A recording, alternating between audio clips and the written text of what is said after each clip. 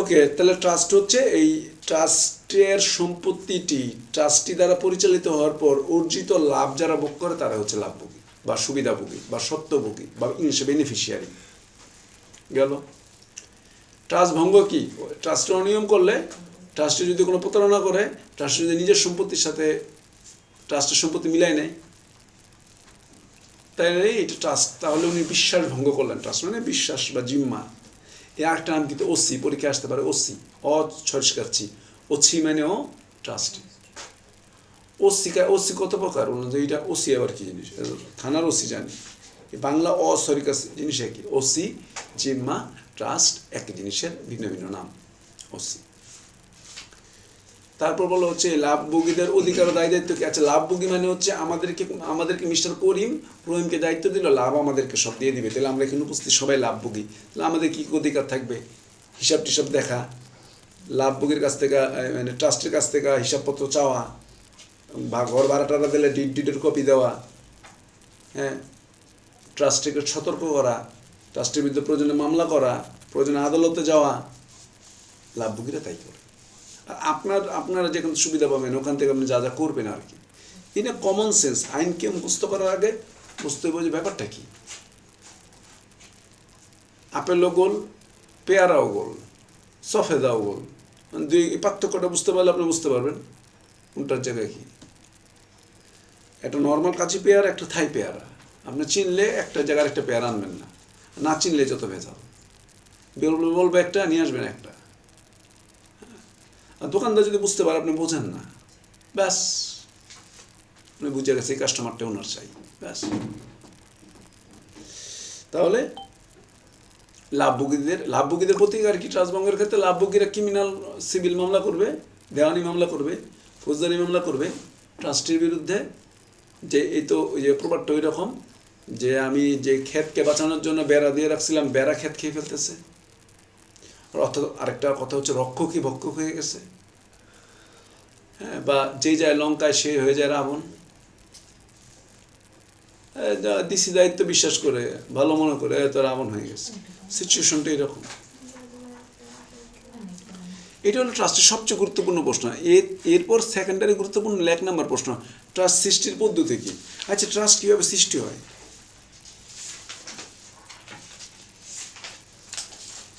Trust কীভাবে সৃষ্টি হয়?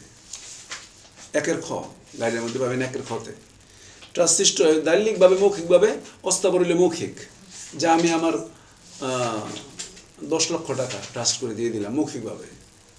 বিষয় করিম আপনারা দেখাশোনা করবেন, এটাতে ব্যবসা করবেন, বাস লাভ হলে এটা দিবেন।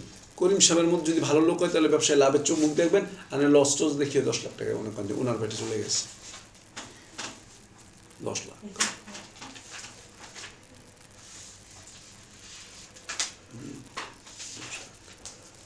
তাহলে ট্রাস্ট মুখিত হইতে পারে, লিখিত হইতে পারে। মৌখিক হইলে অস্থাবর, লিখিত হইলে স্থাবর। উইলের মাধ্যমেও যে হয়, আর ওইটাও তো স্থাবরই। উইলকে আপনি মৌখিকভাবে উইল করলে, মৌখিকভাবে উইল করে, তো মৌখিকভাবে উইল করে দিলেন, আমার যা আছে লাভ তোমরা পাইবা, মৃত্যুর পরে কিছুদিন পর লাগছে তোরা বাদ, তোমরা পাইবা। মৌখিক তো চেঞ্জেবল। বলবেন এটা এডিট করা, এই দ্বারা আমি বলি না। এটা কোন কে কার সাথে আলাপ আলোচনা করছে, এআই দিয়ে বানাচ্ছে আর কি। এই তো ভয়ঙ্কর ব্যাপার, আল্লাহ মাফ করুক। কারো কার সাথে কার মিটিং করাই দেওয়া।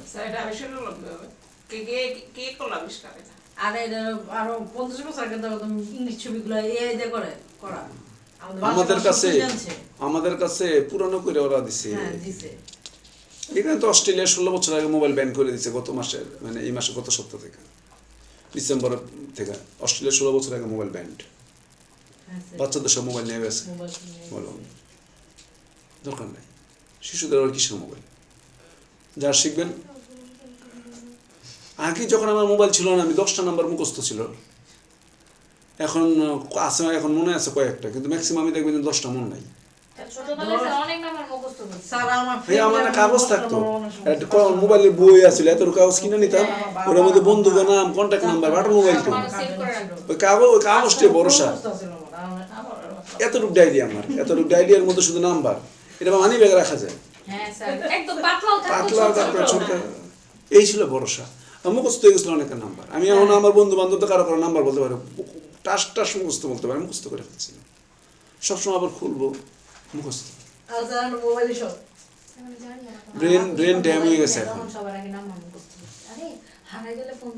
আর আগে রাস্তাঘাট মানুষ এখন চিনতো, এখন গুগলকে বলে প্লিজ আমার একটু বলে দাও তো কারণ বাজার কেমনে যাবো। আমি বলি ভাই কারণ বাজার কেমনে, বাস স্ট্যান্ড থেকে উঠে নামবো, নামার পর এখানে দেখবি রাজলক্ষ্মী সুইট মিট আছে নাম আছে, আর রাজলক্ষ্মী এখান থেকে একটা বাসে উঠবি, বাস উঠটা বলে এই রোড এই রোড এই রোড। আর আমি হচ্ছে এগুলো দেখবো না, ওই তো বলতেছে যে যাচ্ছি স্যার এই যে এরো চিহ্ন। আপনি ব্রেন খাটান দরকার কি, মোবাইল ফোন না দিলে আপনি হারাই যাবেন শহরে, মানে আপনি তো ওইটা ছাড়া কিছু চিনেন না। স্যার হাদিরে যে গুলি করে যে রাস্তা দেখাইছে এই রাস্তা দেখাই দিছে লোকেশন, আজ কালকে খবর দেখুন দেখাই যাচ্ছে কোন দিক দিয়ে পলাইছে। ওই দিকে কারণ দেখে জীবন তাহলে ট্রাস্ট এইভাবে সৃষ্টি হইতে পারে আমরা দেখলাম। এবার হচ্ছে ট্রাস্ট গঠনের জন্য আনুষ্ঠানিকতা কি, আচ্ছা ট্রাস্টের জন্য আনুষ্ঠানিকতা কি লাগবে? ট্রাস্টের জন্য 3টা পক্ষ লাগবে। ট্রাস্ট করতে কি লাগবে? ট্রাস্টের একটা যোগ্যতা লাগবে, ট্রাস্টকারীর একটা যোগ্যতা লাগবে, লাভভোগীর যোগ্যতা খুব একটা লাগবে না, মোটামুটি হইলেই হয়, না ভালো করলেও চলবে। কিন্তু ট্রাস্টকারী আর ট্রাস্টি সাবালক সুস্থ মস্তিষ্ক, কারণ যে দিবে এও সুস্থ হইতে হইব, যারা দায়িত্ব দিবে এও সুস্থ হইতে হইব। পাগলের দায়িত্ব দিছে, পাগলের দায়িত্ব দিছে উত্তর মেরুতর, ও বলে যা দক্ষিণ মেরুতর। ট্রাস্টি পড়তেছি না, আমার জন্য ইম্পর্টেন্ট হচ্ছে ট্রাস্ট সাইডে। না স্যার আমি বলতেছি যে মাঝখানে যে আছে ট্রাস্টি, উনি কি কোনো মানে টাকা পয়সা লাভ টাভ কিছুই পাবো না? উনাকে দলীয় লেখা থাকলে এটা পারিশ্রমিক পাবে, লেখা থাকলে, আর নতুবা ফ্রি খাটবে। এই দুনিয়াতে কি আছে স্যার ফ্রি খাটে? না, 2 রকম করে দেয় আর কি। কে ফ্রি খাটে এটা ভিন্ন কথা। পৃথিবীতে কিছু মানুষ ফ্রি না খাটলে দুনিয়া চলতেছে না। জায়গা থাকে ওনার বাড়িতে থাকে, এখানে কিছু দেয় না, বাড়িতে থাকে ওই জায়গায় বিনা এটা খায়, অন্য জায়গায় চাকরি করে ওরকম টাইপের মানুষ থাকে। ওরকম না, পৃথিবীতে সব মানুষ একরকম হয় না। জায়গা করে আছে উনি থাকে ওই জায়গায় খেট করে, ওই যে একটা বিনিময়ে থাকতে যায় ওনার জায়গায় বা করতে দেয়, খেত করতে দেয়, তারও কিছু দেয় না সে, মানে দেখার উদ্দেশ্যে যেমন বাড়িটা বা মাটিটা দেখা, তুমি দেখবা তোমার ভালো লাগবে বাড়িতেই থাকে না। ওটা তো একটা বিনিময় আছে, ওটা একটা বিনিময় আছে। আমি আপনি আমার জায়গায় আপনি থাকবেন, এটা তো একটা বিনিময়, আপনি বিনিময় দেখে রাখবেন। একটা ভাড়া আসে মাটির ভাড়া। না আচ্ছা আমাদের দিকে এরকম আছে যে মাটি ভাড়া দেয়, খালি জায়গা পড়ে আছে, তো যে বছর শেষে একটা ভাড়া দেয়। বিনিময়টা হইছে ট্রাস্টের তাহলে কতগুলো জিনিস লাগবে, ট্রাস্টকারীর যোগ্যতা লাগবে, ট্রাস্টের যোগ্যতা লাগবে, লাভভোগীর যোগ্যতা খুব একটা দরকার নাই, একটা বৈধ উদ্দেশ্য থাকতে হবে, কিছু ফর্মালিটি মেনটেন করতে হবে দলিল টলিল, আর যেটা ট্রাস্ট সম্পত্তিটা দিবেন এটা অস্তিত্ব থাকতে হবে, এটা গায়েবী হইলে চলবে না, গায়েবী সম্পত্তি ট্রাস্ট করলে চলবে না। আপনি এমন সম্পত্তি ট্রাস্ট করছেন না, দাদার আমলে বিক্রি করে গেছে, আপনি নাতি এখন জিদ দিয়ে কী করেন, ট্রাস্ট করে দিচ্ছেন একটা, ব্যাস বাকিকে দেখাচ্ছি দেখেন আমি কিন্তু বড় দয়ালু মানুষ, 1 বিঘা সম্পত্তি ছিল ট্রাস্ট করে দিচ্ছি। এই দল তাই নিয়ে টিকতো না, না টিকুক, নাতিপুতিকে দেখতে পারবো আমার দাদা দানবীর ছিলেন, এটা কিন্তু ওর দাদা কিন্তু বিক্রি করে দিয়ে চলে গেছে। এমন লোক চিনলে করে দেন আমার দাদাদের কি সম্পত্তি, সোয়াট এখন তো ভাই নাই, বাস্তবতা মানুষ একজন থাকে এক সময় থাকবে না, এটা মানু। ওই কাগজ দিয়ে কি করবা, গেলে উদ্ধার করতে পারবে, কিসের উদ্ধার করতে পারবো? তোমার দাদা বিক্রি করে দিয়ে গেছে, ব্রিটিশ আমলে বিক্রি করে দিয়ে গেছে, তোমার দাদা বিক্রি করে ফেলছে। আমি বন্ধুরা একজনকে চিনি, আমার নানা হয় সম্পর্কে, মানে আমার কাকির বাবা, এর চুল কাটতে কক্সবাজার মানে ইন্ডিয়া চলে যেত, কলকাতায় গিয়ে নামতো, চুল কাইটে টাইটে আবার পরে প্লেনে আবার বাংলাদেশ ব্যাংক, আমার জমিদার বলতাম, মারা গেছে, নামটা ভুলে গেলাম, এটা হলো কলাগাছা চুনাপুর এলাকা। আর এই জমি কি নামটা ভুলে গেলাম, মানে আমার নানা আর রাজকীয় ব্যাপার স্যাপার, সম্পত্তি বিক্রি করে আর বিক্রি করে আর বিক্রি করে আর বিক্রি করে, এত সম্পদ ওনার বাবার। বোঝেন কলকাতায় গিয়ে চুল কাটতে জায়গা, মানে বোঝেন অবস্থা। হ্যাঁ, তার জমিদার বলতো, বন্দর ওই সেতার যে আছেন তার জমিদার সে আছেন, নামটা ভুলে গেলাম, নানার নামটা ভুলে গেলাম, কলাগাছা চুনাপুরা এলাকা একটা আছে, কলাগাছা। ওনার সবাই জমিদার ছিলেন, যতদিন বেঁচে ছিলেন, মানে ওনার আমরা যখন দেখছি তখনও চুল পিস দিকে দিয়ে আশ্রয়, বয়স হয়ে গেছে, চুল পিস দিকে আশ্রয়, রাজকীয় ব্যাপার সব জমিদার। এই যে বিক্রি টিক্রি করে এই যে কমাই থুয়ে গেল, সন্তানগুলি পড়ে গেছে, কমে আছে কিন্তু অনেক কম। এত বিক্রি করলে থাকে নাকি? উনি- কিন্তু এখন যদি দুই পুরুষ গিয়ে বলে আমার দাদার বাপের এগুলি ছিল, বিক্রি করেছে, ভাই বিক্রি করে গেছে, স্ত্রী বাদ দেন, সুবিধা নিচ্ছেন না, বিক্রি হয়েছে না, আবার এই কথা বলেন কেন? তাই মোগল সম্রাটের ফ্যামিলিতে তাহলে বলবে আমাদের তো ভারতবর্ষই আমাদের, সবাই বের হয়ে যাও ভারতবর্ষ থেকে, এটা আমাদের। তাজমহল দাবি করছিল না যে আমাদের জায়গায় হ্যাঁ, কে দাবি করছে? সেটা ইয়ে আছে। ওয়ারিশা দাবি করছে। তাহলে এগুলি হচ্ছে অপ্রয়োজনীয় কথা, এগুলি গেছে না, এই কাগজ নিয়ে ঘুরে নিজেকে বড় লোক বলা দরকার নেই, গেছে গেছে। না, এবার শুনছিলাম এই যে ট্রাস্টের এগুলো হচ্ছে আর মোগল সম্রাট সেটা কলকাতা বস্তি থাকে। বাহাদুর শাহ জাফরের চতুর্থ নাতির ঘরে পুতির বউ কলকাতা বস্তিতে আছে, ইউটিউবে ভিডিওই আছে, মানে দাবি করেন যে আমরা কিন্তু বাহাদুর শাহ জাফর এবং মোগল সম্রাটের বউদের শাড়ি টুকিটাকি গয়না এখনো তার কাছে আছে, সে যে নাতি বউ বাহাদুর শাহ জাফরের। সিরাজদৌল্লাহও তো আমি বংশধর দেখছিলাম যে- সিরাজদৌল্লাহ তো লোক সুবিধার নয়, নানারা মারতে চাইছিল, নানারা মারতে পারে নাই। মানে বংশধর নিয়ে খুবই দিন আনে দিন খায়। সিরাজদৌল্লাহ যুগল কিশোর একটা ছিল ইয়ার ঘরে, এই মহিলার নাম কি জানি, এটা মুসলমান মহিলা, লুৎফুন্নেসা। না লুৎফুন্নেসা তো বউ ছাড়া যার একটা ছিল আলেয়া। আলেয়া, হ্যাঁ। আলেয়ার ঘরে তো একটা কথা বলা আছে যে যুগল কিশোর যে ছেলেটা ছিল নবাবের ছেলে, আর বিয়ে করে নাই, কিন্তু আলেয়ার সাথে তার খাতির ছিল সিরাজদৌল্লাহর। তো এইরকম মানে এরকম খুব খুব মহাপুরুষ মনে করা কোনো কারণ নাই, ঐতিহাসিক অনেক ধরনের কথাই প্রচলিত আছে। এসব সেলিব্রিটির আলাপ আলোচনা করে আমরা শেষ করতে পারবো না। যে ট্রাস্টের জায়গায় যাই, যেটা ইম্পর্টেন্ট কথা, যেটা ট্রাস্টের কয়টা পক্ষ, 3টা পক্ষ। এটা ট্রাস্ট বাতিল হইব কীভাবে এটা বলেন, ট্রাস্টেরটা করছে বাতিল হইব কীভাবে? ট্রাস্ট সম্পত্তি নদীতে ভেঙে নিয়ে গেছে, বা আইনি বলে দিছে এই জাতীয় ট্রাস্ট সব বাতিল।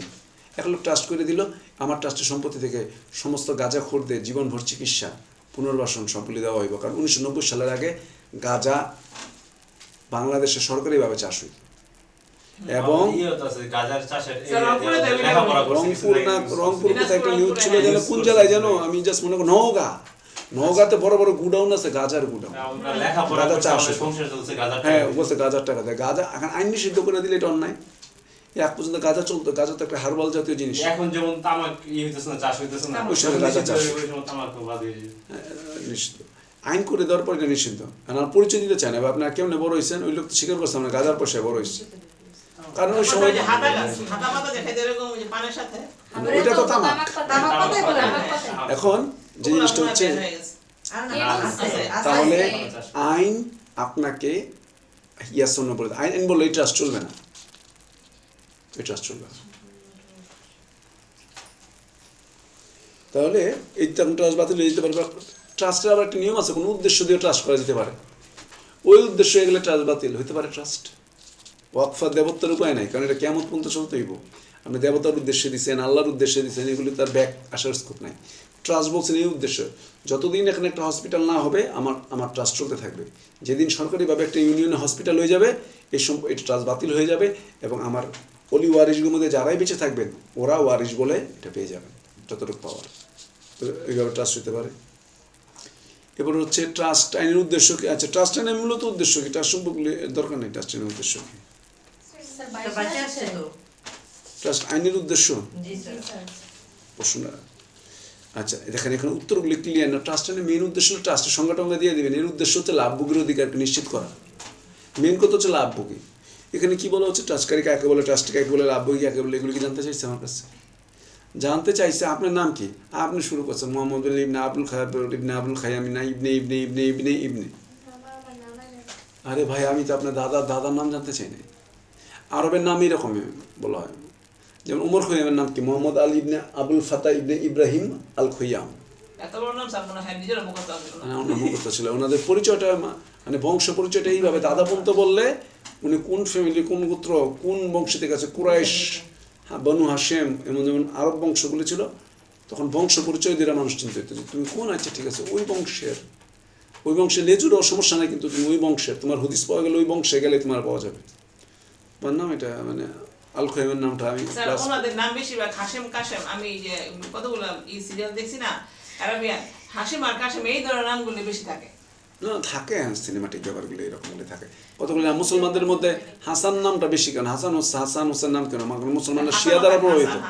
আমাদের উপমহাদেশে নবাব সিরাজউদ্দৌলা শিয়া, নবাব সিরাজউদ্দৌলা, তারপর হচ্ছে আমি যা দেখেন এই যে মোগল সম্রাট যারা শিয়া, তা আমাদের তো শিয়া প্রভাব থাকবে। আমাদের বাংলাদেশে নবাব সিরাজউদ্দৌলা শিয়া, মোগল সম্রাটরা শিয়া, স্যার শিয়া সুন্নি যেটা হ্যাঁ শিয়া।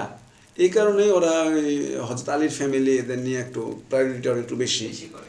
এবং হযরত ওমর, হযরত আবু বকর ওনাদের একটু অপছন্দ তালিকায় রাখেন। এই কারণে হাসান নামের আগে আলী, উলি এই জাতীয় শব্দগুলি থাকার কারণটা হচ্ছে ওই প্রভাবটা। করতেই পারেন, এটা নাম রাখাতে দর্শনীয় কিছু না, ওদেরকে অনুসরণ করে বেশি মানে ওনাদের প্রায়োরিটি দেয় বেশি, অনুসরণ না মানে প্রায়োরিটি দেওয়া। তার ট্রাস্ট আইনের বিভিন্ন শ্রেণীর ট্রাস্টের বর্ণনা দেওয়ার ট্রাস্ট মূলত দুই প্রকার। এটা ব্যক্তিগত ট্রাস্ট, ওই যে ব্যক্তিগত দেবত্তর গণদেবত্তরের মতন ব্যক্তিগত ট্রাস্ট, সার্বজনীন ট্রাস্ট। এর মধ্যে আবার দুইটা ভাগ আছে। যদি ট্রাস্টের কাগজপত্র ফুলফিল করে ফেলেন তাহলে সম্পাদিত ট্রাস্ট, মানে সম্পাদিত হয়ে গেছে। আর একটা হলে কিছু বাকি থাকলে সম্পাদিতব্য ট্রাস্ট। কি দরকার এগুলি বানানো? মেন তো দুইটাই, পাবলিক আর প্রাইভেট। প্রকাশিত অপ্রকাশিত প্রকাশিত অপ্রকাশিত, ভাই অপ্রকাশিত আবার ট্রাস্ট কি? মনে মনে ট্রাস্ট করেছে, যাও তোমার নামে পুরো দুনিয়া লিখে দিলাম ট্রাস্ট। অপ্রকাশিত এটা কিভাবে থাকে? কোনোভাবে পসিবল? এইটাই আমার কথা, যে এটা কি ধরনের ট্রাস্ট আমাদের যেটা প্রকাশ করলাম না, সেটা তো আমার মনেই রইল, আমার মনে রইল। জানাইলাম না সেটা তাহলে কি? এটা কেমন ট্রাস্ট? দাতব্য প্রকাশিত ট্রাস্ট, দাতব্য ঘুরে ফিরে সার্বজনীন ট্রাস্টের মধ্যে পড়ছে, গণদেবত্তর মতো, মানে সবার সাথে। ফলদায়ক ট্রাস্ট মানে হচ্ছে যে ট্রাস্টটা ফল আসে বললে ফেরত এসে পড়বে, ওই যে হসপিটালটা। কনস্ট্রাকটিভ হচ্ছে ওর গঠনটাই ট্রাস্টের মতো, এই কারণে এটার নাম জাস্ট এরকম। এই যে নতুন ট্রাস্টি, আচ্ছা নতুন ট্রাস্টি নিয়োগের বিধান কি? নতুন ট্রাস্টি নিয়োগের বিধানটা কি? ট্রাস্টের তারপরে না ট্রাস্ট লাগিয়ে দেবো কিন্তু। হ্যাঁ, এটা লাস্ট, এটা নতুন ট্রাস্টি নিয়োগটা। নতুন ট্রাস্টি নিয়োগের ক্ষেত্রে ট্রাস্ট দলিলে দেখেন তিনটা জায়গায় ফ্যাক্টর কাজ করবে। ট্রাস্ট দলিলে যদি দেওয়া থাকে নতুন ট্রাস্ট কীভাবে নিয়োগ হবে, তাহলে দলিলে যে অনুযায়ী হবে। সেকেন্ডারি হচ্ছে যদি লাভভোগীদের সম্মতির একটা ব্যাপার আছে, স্যার এর ট্রাস্ট দিয়ে না, এর দেখলে আমার দুই চোখে বিষ লাগে, আমাদের এর ট্রাস্ট হিসেবে আমরা চাই না। লাভভোগীরা বলতে পারে উনি নিরপেক্ষ, উনাকে দেন, উনাকে দিয়েন না, উনার মতো লোক জিনে যাবে, উনি শেষ করে দিবে, আমাদের একটা লুটে পুটে চেটে পুটে খেয়ে শেষ করে ফেলবে। আরেকটা হচ্ছে আদালত দিবে। ট্রাস্টের মেন ফ্যাক্টর তিনটা, হয় দলিল, নয় লাভভোগীদের সম্মতি, নইলে আদালত। এই তিনটা। দলিল তো যিনি দিতেছে উনি তো উল্লেখ করা যায়, ওই দলিল উল্লেখ করা থাকবে কীভাবে ট্রাস্ট হবে, না বলা থাকলে লাভভোগীদের সম্মতি, না বলা থাকলে শেষ বর্ষ আদালত, আদালতে ঠিক করে দিবে। যেগুলো হচ্ছে মূলত ট্রাস্টের পড়া, এগুলো হচ্ছে ট্রাস্টের পড়া। এর বিষয়ে খুব কিছু করার দরকার নাই, ওগুলি নিয়ে তো ছোটোখাটো প্রশ্ন। ট্রাস্টকারী কি লাভভোগী হইতে পারে? ট্রাস্টকারী লাভভোগী হইতে পারে না। সুনির্দিষ্ট প্রতিকার ট্রাস্টি কি ট্রাস্ট সম্পত্তি ক্রয় করতে পারে? ট্রাস্ট সম্পত্তি, একজন ট্রাস্টি ট্রাস্ট সম্পত্তি ক্রয় করতে পারবো না, ও লাভভোগী হইতে পারবো না। একটু স্যার লাভ ক্রয় করতে পারে।